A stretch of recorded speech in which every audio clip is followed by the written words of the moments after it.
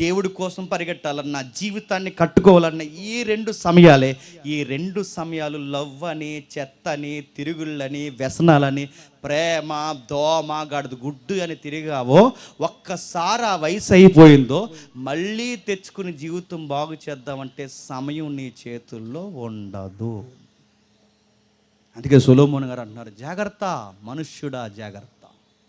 జీవితం దశల వారీగా, దశల వారీగా చూస్తుండగా గతించిపోతుంది.